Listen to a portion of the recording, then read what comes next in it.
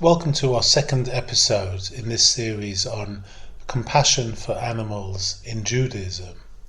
And in the last episode, the very first episode, we discussed God's providence relating to animals, and we brought up various scriptural examples and figures like Moshe Rabbeinu and King David and other examples of the effects that their benevolence towards all of God's creation, the animal world, had on their lives, and the providence that God bestowed upon these matriarchs and patriarchs for their various acts that related directly to the welfare of animals.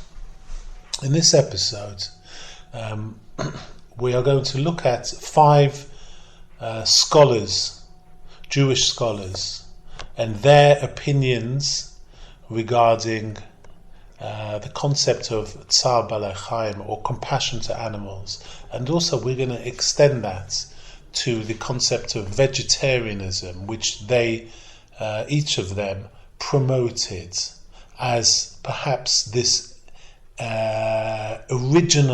God's original favoured diet for humanity. We know that in Bereshis, God instructed Adam and Eve to consume the fruit of the tree and the fruit of the land as their food.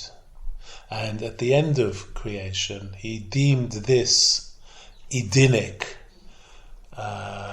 setting to be very good in God's words.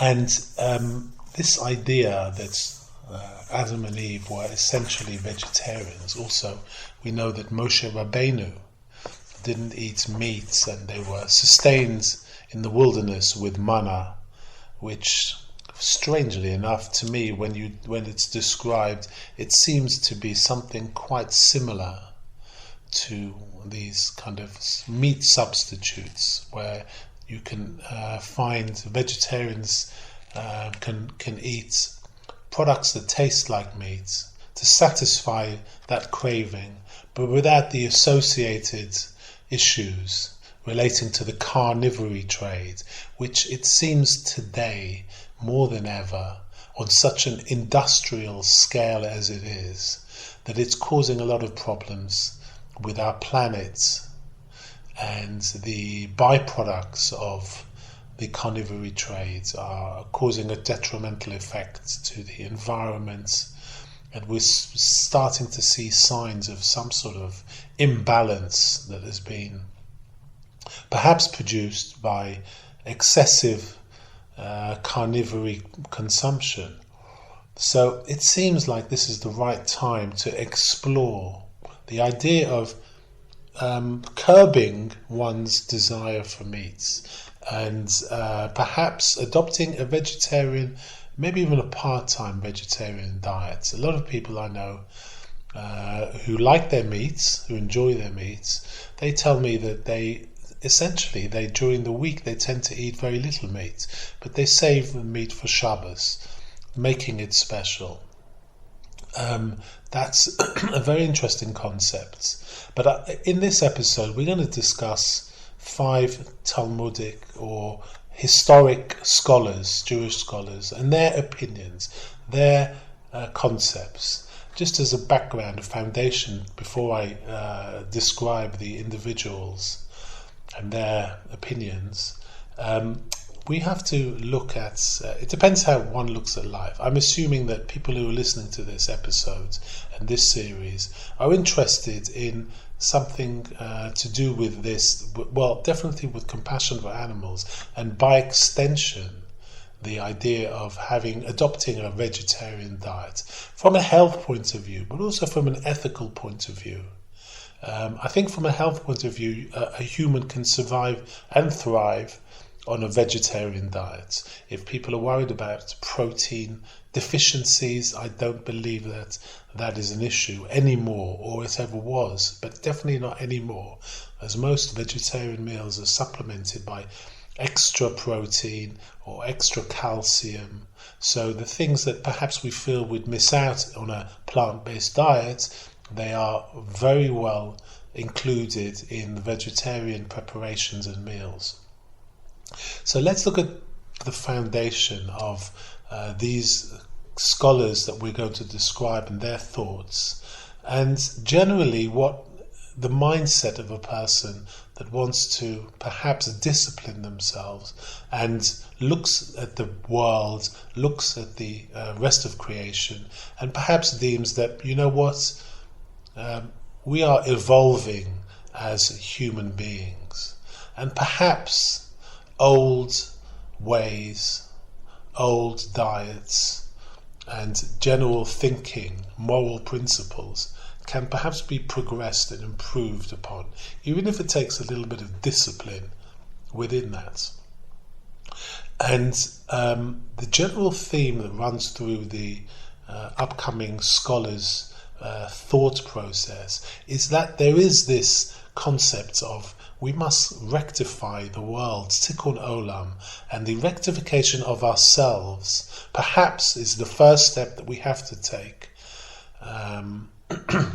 in that kind of improvement of the world. This runs from an individual's very on the surface thought process, and perhaps also very deep Kabbalistic principles that require us to improve ourselves and look at ourselves and choose the better way, not the easier way, but the better way.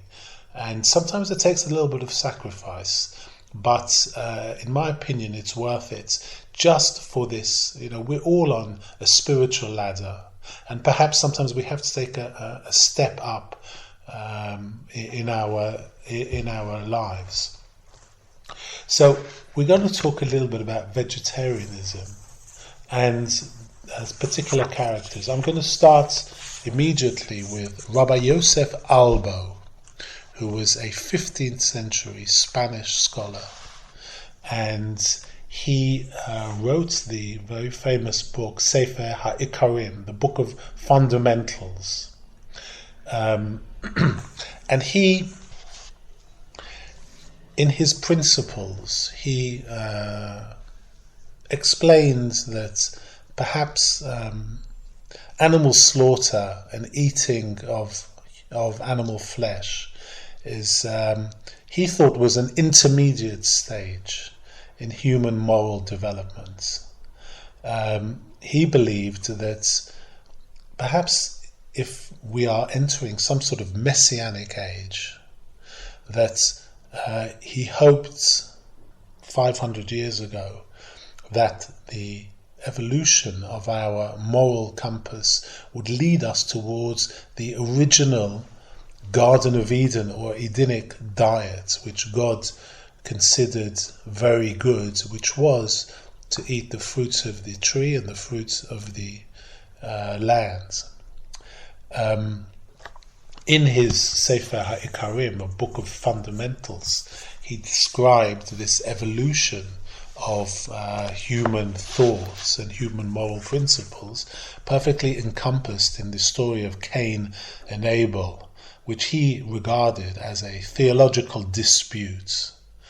We know that both brothers at that time of human evolution regarded animals as a kind of equal moral plane. So we know that Cain was a tiller of the ground, an agriculturalist, and Abel was a shepherd who looked after a flock. So they both had different values as to what had value. Abel was a shepherd, so perhaps he considered that if he's going to sacrifice something to God, that it should be one of what he cared for most was for his flock. Cain, on the other hand, was someone who ploughed the land and considered that the fruit of his labour would perhaps be the best thing to offer God.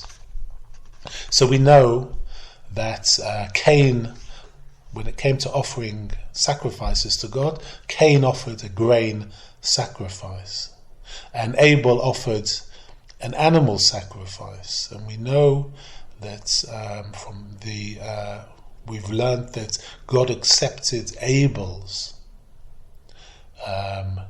animal sacrifice over Cain's grain sacrifice, which led Cain to becoming extremely jealous of this act and this rejection from God for this grain sacrifice.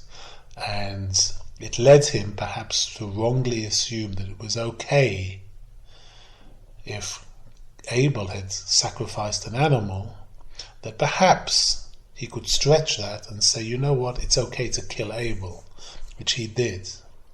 And this was indicative of that generation's unevolved moral understanding. That period Rav Albo describes in this evolution led towards the age of Noah and the terrible generations that preceded the flood. And we know that the flood came about to wipe out this mindset and to wipe out this idea of where people used to literally rip limbs off live creatures. So when after the flood, we know that Noah made an animal sacrifice to God, and this was the beginning. This was this first light in this idea of that a human has to separate itself from the animals, has to realize that it's a superior and responsible creature, as opposed to what it was before, when it placed itself on the same rung as animals in previous generations. This was very important to understand. God wants us to understand that we're not the same as animals, and that we have to raise ourselves. We are kind of like I imagine, the older brother, the eldest brother in a family who looks after its siblings. Perhaps its siblings can be considered to be the animal world and the planet. We have to be stewards. We have to be responsible. And further generations, at Mount Sinai, there was a distinct evolutionary leap where the idea of the introduction of kashrut and the complex laws of shechita made it very difficult. It was almost like a deterrent towards this carnal lust, which is the perfect way of describing it. Carnal, the root of the word carnal or carnivory, is this carnal idea. So to suppress that, the idea of kashrut, very complex and very difficult. If you're going to be kosher 100%, there are a lot of things that will deter you. And if you're a good Jew, you would avoid anything that has any doubt in its preparation and what you consume. So Rav Albo, he indicated that this was a step in the eventual weaning of humanity from this carnivory desire. He also, in his Sefer HaIkarim, Book of Fundamentals, described the complex shechita laws. He compared it very much to the laws surrounding when Jewish people went to war and they made captive a female of another religion. There were complex laws. If the idea was not to become base, desired, like you see a decade ago with ISIS and how they treated their female captives. We were not supposed to become like example. That's a good example. There were incredibly difficult conditions before a man could marry a female war captive. She had to shave her head, she had to be in mourning, She had to grow her nails. She had to be in mourning for her parents. And the person who took her captive had to marry her with all the subsequent obligations. And so Rav Yosef Albo, declared that kashrut was like this. We shouldn't. It's almost like a kind of measure to deter us, and this is significant. This is coming in medieval times, where perhaps the benefits of a vegetarian diet weren't that obvious. That it was actually much healthier, perhaps for you, and that perhaps this carnal desire would lead to degradation of a person's soul eventually, left unchecked. So that was Rabbi Yosef Albo's views on vegetarianism and the evolution of the human diet. The next Torah scholar we're going to explore is Rabbi Yitzchak Arama, who was a Spanish 15th century scholar who wrote the book Akedas Yitzchak, The Binding of Isaac, and he declared vegetarianism to be the ideal human diet. He brought the idea of Adam and Eve in their Edenic setting to have subsisted on the vegetarian diet. He also declared Moshe Rabbeinu's diet and the Jewish people of manna, this God-given diet. What could be a better indication of what food was declared the correct diet other than God-given food, which was manna? We know that the Jewish people demanded meat after having manna, and God very begrudgingly declared that your soul would have to. There would be a downside. He would give it because God is a giving entity, but He warned of the downsides. And we know that immediately in the graves of lust that were described in the Torah, that even on the first bite of this quail meat, that the people who ate them became ill. And it was almost like a very grudging concession. God's ideal human diet was a vegetarian diet. And this is very important to remember.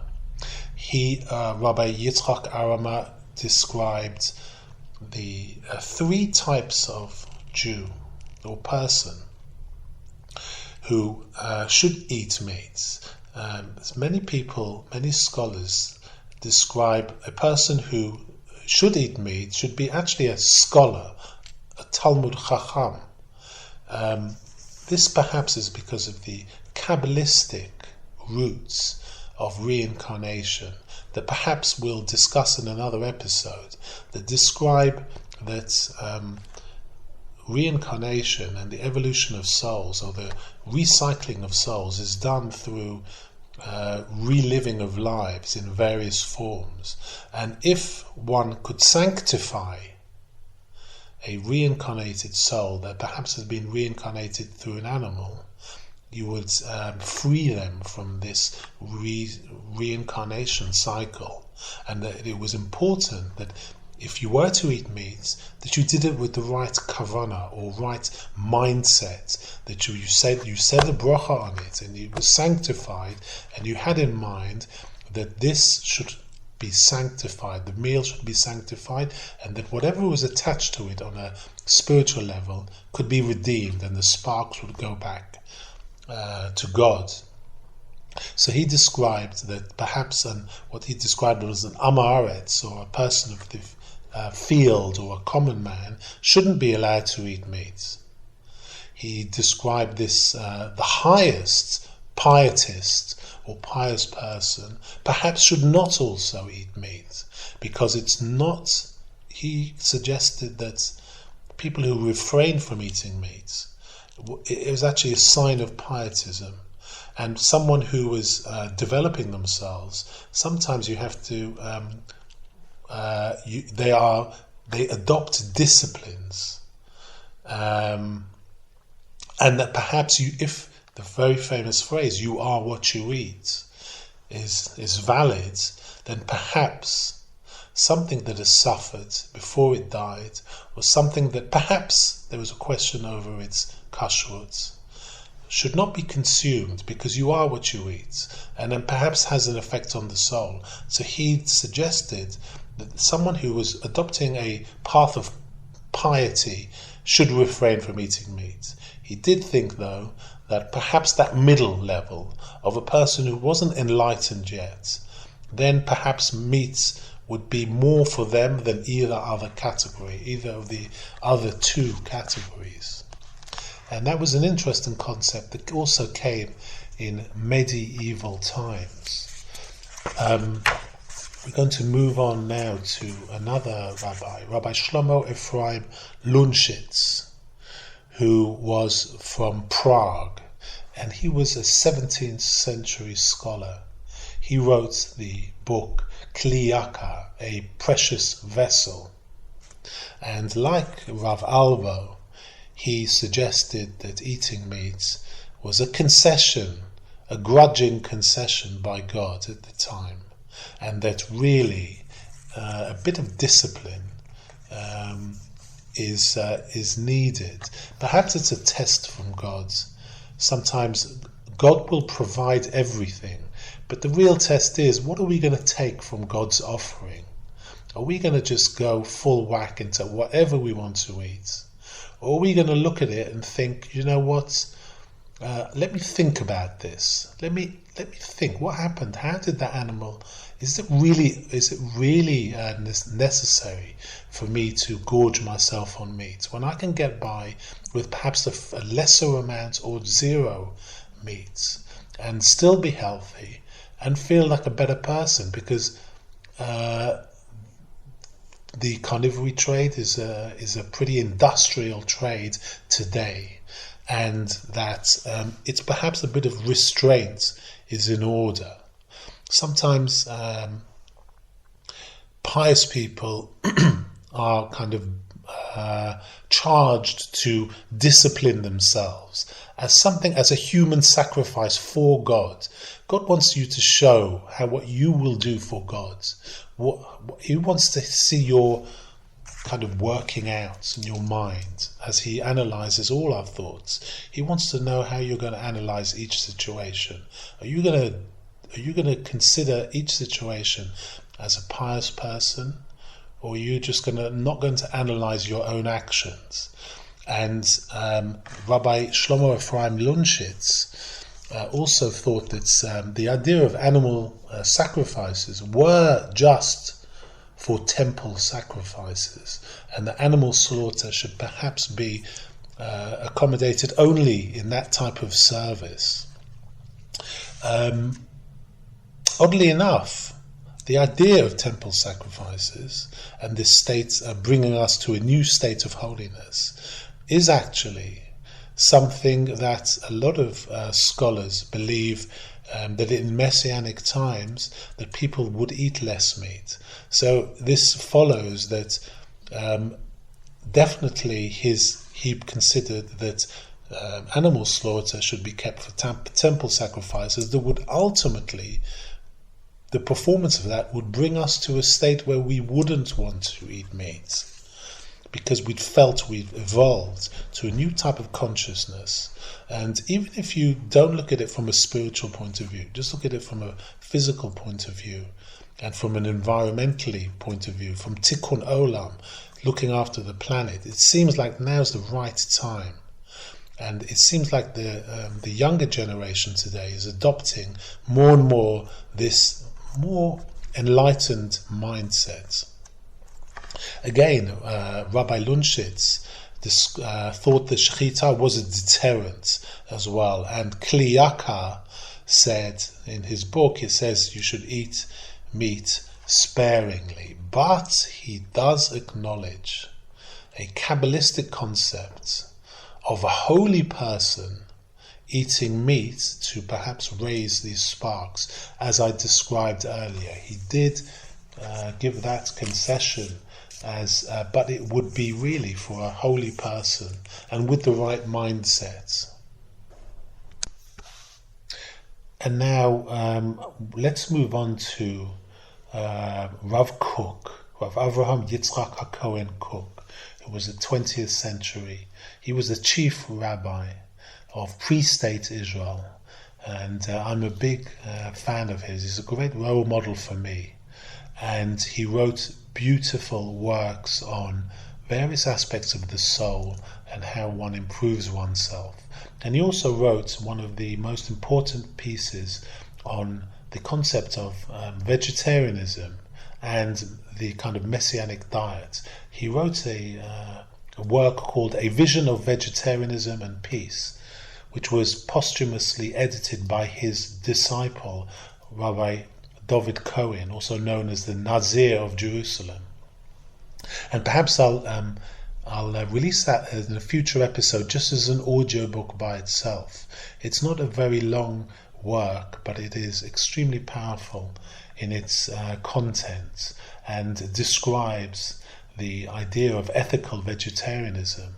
And we know that Rav Kook, his timeline was at the kind of the shoots of Zionism, and he was swept up in this feeling of this messianic age being ushered in, and that he thought that the generation that received a Messiah would be vegetarians. So we know also that Rav Kook was inspired by Rav Nachman of Breslov. And one of his principles that we read in his book Likutei Moharan in chapter 1 discusses this concept of remembering the future, which is if you have in your mind, if you can almost manifest the future which has been prophesied in the past, and adopting the mindset and the physical acts of what had been prophesied to be in future times. So this messianic diet, if he converted people to eating vegetarian diets, this would magnetically pull the future towards us. In other words, if he considered that the future generation of the messianic age would be vegetarians, if we became vegetarians, then that destiny would be pulled towards us. And this was what Rav Nachman of Breslov had described as remembering the future. Very beautiful quote, that. Very beautiful words. But he also, to temper that, he was also aware of not trying to run up a ladder 3 rungs at a time. He was perhaps a little bit wary that the his generation, were perhaps not ready to give up meat, which was possibly true. It's one thing I've noticed about being a vegetarian is there's something deep in us that desires meat, this carnal desire, and it's a very difficult thing to convince people of what you believe or what I believe to be perhaps the right way, as it's very ingrained in our psyche. It's in our psyche to eat meat. And he thought that perhaps by pushing people too much, that he would perhaps, if they weren't able to adopt a vegetarian lifestyle, would rebel against those who did, and perhaps would push themselves away from the religion as well, God forbid. He himself was a vegetarian, but he did eat meat on Shabbos, which is interesting. And if I can quote something that Rav Kook said regarding this evolution that he believed was an integral part of our being, is to, we should always try and do something better than we did yesterday, improve ourselves from month to month, year to year, take on something that is difficult sometimes, but will definitely be good for our souls. So if I can quote Rav Kook, he said, "If the obligation of righteousness towards animals had been practiced as towards fellow humans, this would have greatly hindered the lofty spirit of human uprightness and those noble ideas that it had inculcated in human beings. For it was quite necessary for humanity to elevate itself from the lowly ways of other living creatures, whose entire universe consists of their stomach and their physical gratification. As a consequence, people would have forgotten their human superiority and come to think of themselves as beasts." So he did temper his kind of vision for vegetarianism by this reality check, where perhaps this concept of vegetarianism and this messianic age was beyond his generation, which was very interesting. He also thought, and he declared, that all sacrifices in a third Beis HaMikdash would consist of vegetation alone, which was very revealing and interesting. And the last Torah scholar that we're going to talk about today is Rabbi Yosef B. Soloveitchik, who was a 20th century scholar who wrote the very famous book, The Emergence of Ethical Man. And he described all life as sacred, including animal life. And the Torah's consent for man to slaughter animals for food was a concession to, as what he described, Rabbi Soloveitchik described as ta'ava, or lust, and I quote, illicit demand. I'd like to quote some of his thoughts. After the biblical flood, he explained, and I quote, "A new relationship is established between man and animal, tension engendered by fear and dread. Tension engendered by fear and dread. Animal is afraid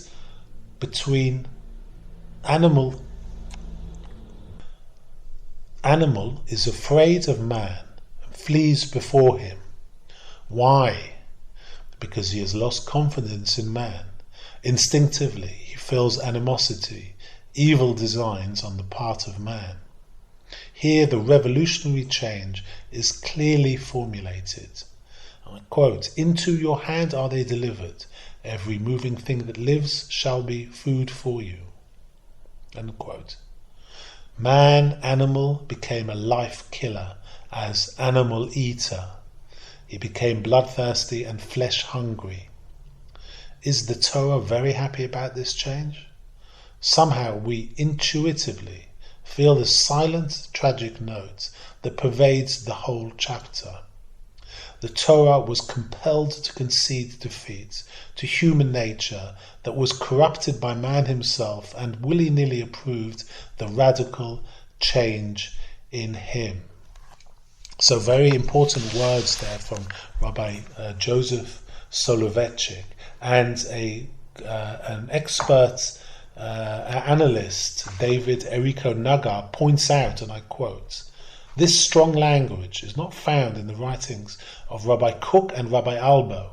They are only harsh words towards those who ideologically refuse to eat meat." So Rabbi Soloveitchik's views were that these only sacrifices are endorsed by the Torah, not the concept of overeating or overconsumption of meat, or basar ta'ava, meats of lust. He agrees with the view of the author of Kli Yakar that the complex laws related to animal slaughter and the preparation of meats are specifically meant to discourage indulgence in a practice that is only a concession by God and given only reluctantly. So there are 5 views of famous Torah scholars that I thought were important to share, and we should perhaps take notes and remind ourselves why we're here. We're here to evolve our souls, and if it's an evolution, if we are approaching perhaps the sort of period of history that demands that we take some discipline to ourselves and look at what's going on around us, look at within ourselves and decide if industrialized carnivory trade is the correct way forward. It's causing a lot of problems not only outside of our bodies and the environment, but to within ourselves. It's not the best thing that we can have. And perhaps this step, although perhaps difficult for some people, is the right steps. Maybe it won't be this generation, perhaps the next generation. But like Rabbi Tarfon says, if there is a job to be done, we must, even if we don't see the end result, we must start it and not resist or desist from starting the process. And I think that's it for this episode. And I look forward to another aspect of Judaism and the concept of compassion for animals in our next episode.